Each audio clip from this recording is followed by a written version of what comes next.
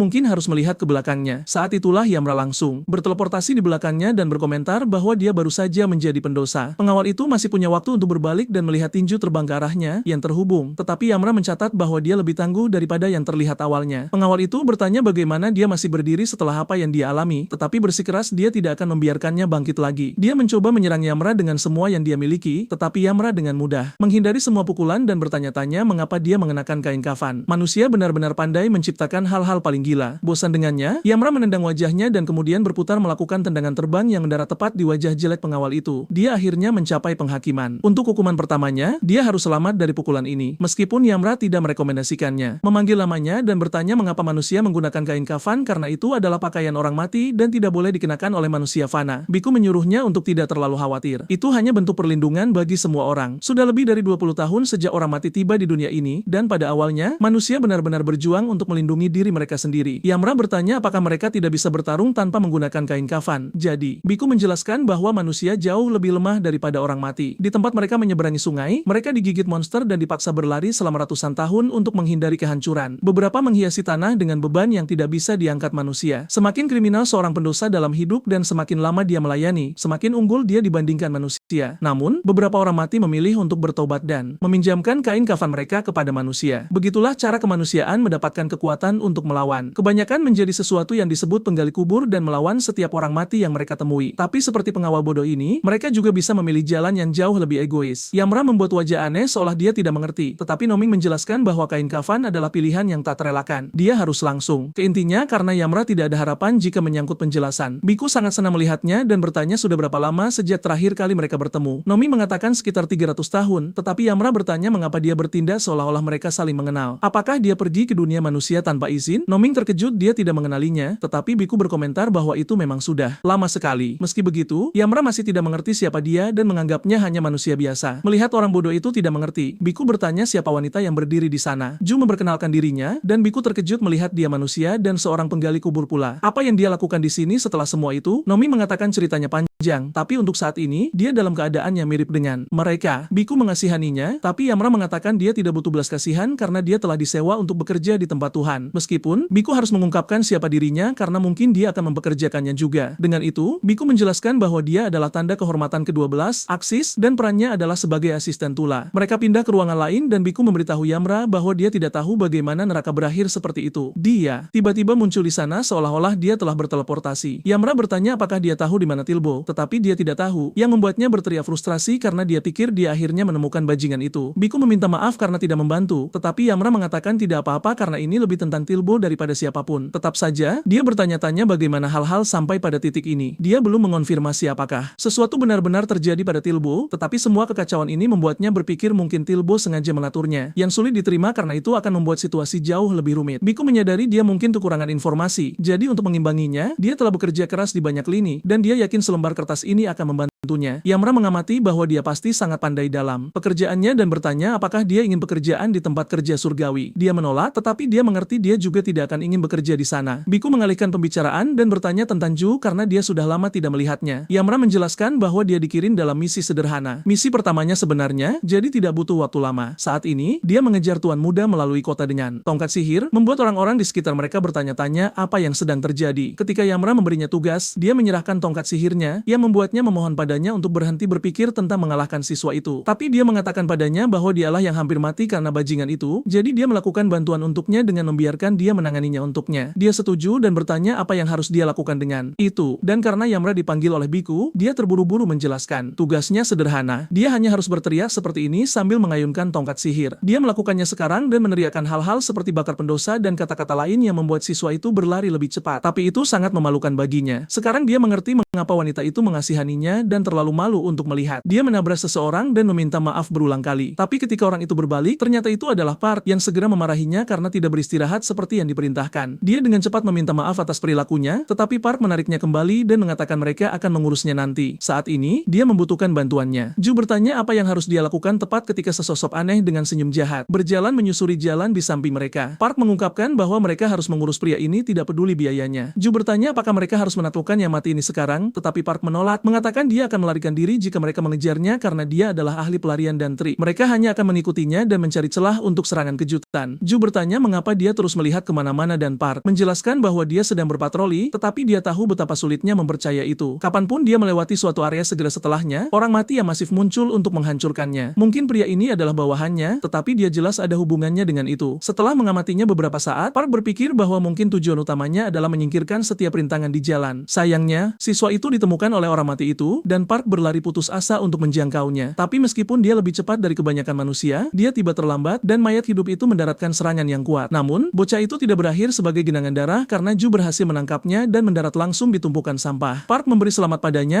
karena sangat sigap dan bergegas untuk menyerang. Bertekad untuk tidak gagal untuk kedua kalinya. Tidak peduli apa, dia akan membayar dosa-dosanya. Dia mengaktifkan mantelnya, stigma sarjana, dan dengan palu besar, dia melemparkan orang mati itu menjauh. Dia kemudian memerintahkan Ju untuk mengevakuasi warga sipil dan segera memanggil bala bantuan yang disetujui Ju untuk dilakukan, tetapi menuntut agar Park bertahan dengan segala cara. Park menyuruhnya untuk bergegas karena stigmanya tidak berorientasi pada pertempuran, tetapi dia terkejut melihat orang mati itu sudah pulih dari pukulan tersebut. Dia tidak boleh terkejut dan harus menghindari serangan itu dengan segala cara. Dia bertukar serangan dengannya untuk perlahan-lahan keluar dari jangkauannya, tetapi mayat hidup itu bahkan tidak mengarahkannya. Dia menginginkan senjatanya terlebih dahulu. Ketika dia mendapatkan keuntungan dengan membuatnya melayang, dia mendaratkan pukulan, meskipun dia masih berhasil memukulnya dengan palunya. Meski begitu, serangan itu sepertinya tidak berpengaruh. Park menyadari bahwa jika dia tidak segera menyentuh tanah, dia tidak akan bisa menyerang dengan kekuatan lebih dan akan berada di bawah belas kasihan bajingan itu. Tiba-tiba, orang mati itu mengaktifkan mantelnya sendiri, kelelawar hantu, dan meraih Park, membantingnya ke dinding berulang kali sebelum membiarkannya tertanam di salah satunya. Percaya itu sudah berakhir, dia bersiap untuk pukulan terakhir. Tapi pada saat itu, seseorang menyikutnya dengan keras. Seseorang itu adalah Ju yang datang untuk menyelamatkan. Park bertanya apakah bala bantuan akan segera tiba, dan Ju mengatakan dia telah menghubungi seseorang dan dia akan segera ke sini. Park bersikeras ini bukan orang mati biasa karena dia bisa menggunakan mantel dan mereka butuh setidaknya 2 penggali kubur level 1 dan beberapa level yang lebih rendah untuk mengalahkannya. Namun, Ju adalah orang bodoh yang benar-benar lengkap sehingga dia berani memanggil hanya satu orang. Ju menghindari serangan orang mati itu dan membela diri, mengatakan mereka tidak akan mati, setidaknya tidak dalam kehidupan ini. Park bertanya-tanya omong kosong apa yang diucapkan idiot ini, tetapi dia juga memperhatikan bahwa Ju jauh lebih tajam dalam pertempuran. Mungkin benda merah itu benar-benar sejenis mantel. Mayat hidup itu terluka, tetapi sudah muak dengan serangan mereka. Jika dia mundur sebelum berjongkok dan mulai mengitari Ju berulang kali, Park memperingatkannya untuk berhati-hati karena dia akan menggunakan kemampuannya. Memang, orang mati itu menjadi tidak terlihat karena dia memiliki keterampilan siluman. Ju dengan putus asa mencoba mencari tahu di mana orang mati yang tidak terlihat itu, tetapi dia segera mengetahuinya ketika dia menyerangnya dari belakang, membuatnya nyaris tidak bisa memblokir. Tampaknya orang mati itu menggunakan taktik tabrak lari, menghilang segera setelah serangan selesai, memaksanya untuk mencarinya lagi. Dia hanya bisa memprediksi dan ketika dia melihat ke belakang setelah mendengar perubahan angin, orang mati itu sebenarnya ada di sisinya dan mendaratkan pukulan yang sukses. Dia menghilang sekali lagi, meninggalkan Ju benar-benar bingung, tidak yakin kemana harus melihat. Selain itu, lonceng yang tergantung di telinganya juga membuatnya bingung, mungkin dengan sengaja, tapi dia bahkan melakukan pertarungan seperti ini. Tiba-tiba, Park memperingatkan serangan yang datang dari jam 3, dan benar saja, Ju berhasil menghindar sepenuhnya, sesuatu yang tidak disukai oleh orang mati itu sama sekali. Ju bertanya kepada Park bagaimana dia tahu posisinya dan Park menjelaskan itu adalah kemampuan mantelnya, teka-teki sarjana. Apapun yang dia pukul setidaknya sekali sekali tidak akan pernah bisa lolos dari tatapan waspadanya. Park mengatakan dia akan memandu Ju dalam pertempuran ini dan semua yang perlu dilakukan Ju adalah mempercayainya. Ju segera setuju dan bahkan menutup matanya untuk menunjukkan betapa dia mempercayainya. Park tampak tersentuh pada awalnya, tetapi segera mulai meneriakinya karena melakukan sesuatu seperti itu sangat bodoh.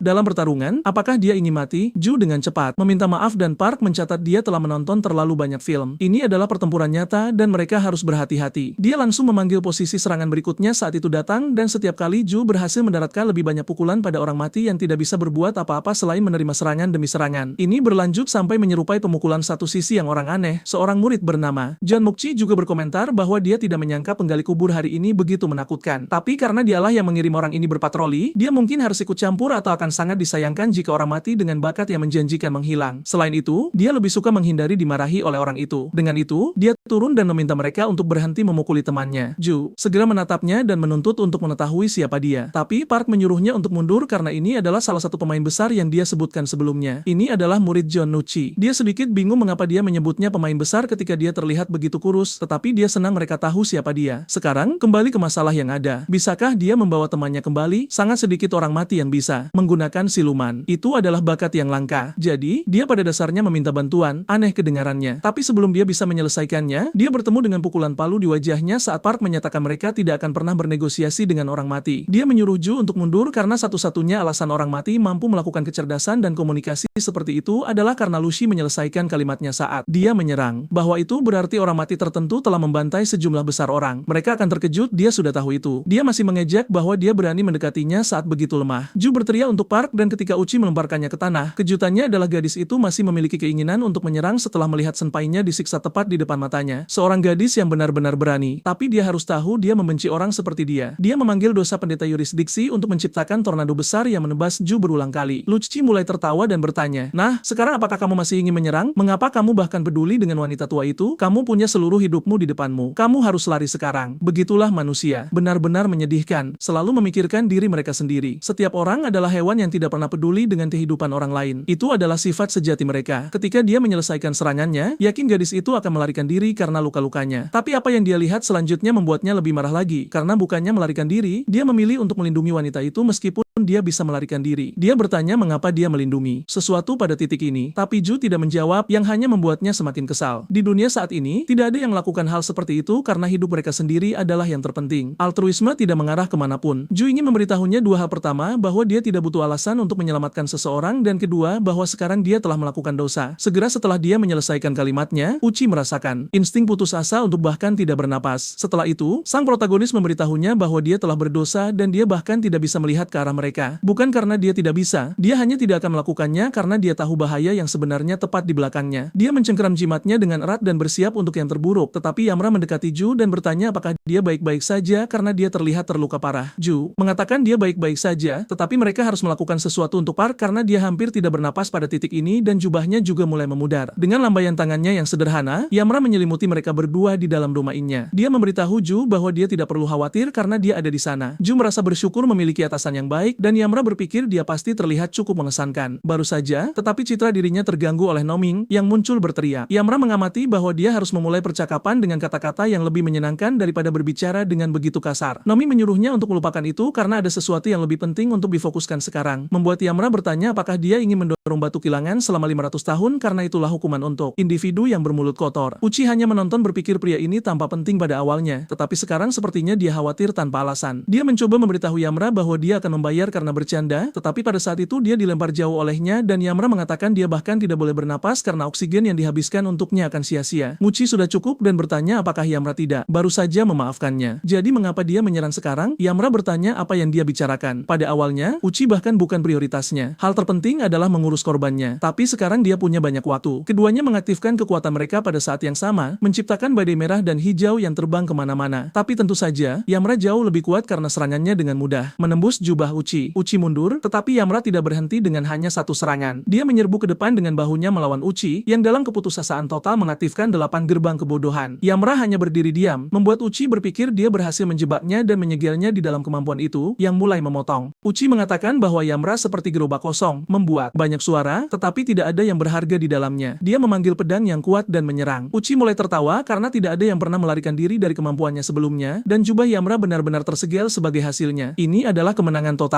Tapi pada saat itu, kemampuan itu lenyap sepenuhnya. Yamra mengakui bahwa itu adalah keterampilan yang rumit, tetapi apa yang dikatakan tidak berlaku untuknya. Kekuatan itu, jubahnya bukanlah kain biasa, melainkan api neraka sungguhan yang membakar dari kedalaman tergelap dunia bawah. Itu adalah nyala api yang melahap semua pendosa. Dan karena dia telah melakukan banyak dosa, kekuatan Yamra tumbuh semakin kuat. Mukchi benar-benar terkejut, namun Yamra memberinya sebuah nasihat. Jangan menggigit tanah terlalu keras. Saat serangan dahsyat diluncurkan langsung ke arahnya, Mukchi menolak untuk menyerah dan sekali lagi mengaktifkan segel 8 gerbang. Di saat yang sama, dia melemparkan pedang lain untuk menangkis serangan itu. Namun apapun yang dilakukannya, serangan itu terus datang dan anginnya tidak bisa berbuat apa-apa terhadapnya. Pria ini mencoba memadamkan api neraka dengan mantra angin kecil. Tapi meski dia berhasil menahannya sejenak dan menyelinap pergi, Yamra sudah ada di sana untuk menghukum setiap gerakannya dan menghantamnya dengan pukulan telat. Dia terus melontarkan api neraka berulang kali dan Mukchi muak melihatnya. Namun dia tidak punya energi lagi untuk bergerak, sehingga api itu melahapnya sepenuhnya. Mukchi merasa seolah seluruh tubuhnya akan meleleh ke tanah karena panasnya. Yamra heran mengapa dia belum menjadi abu,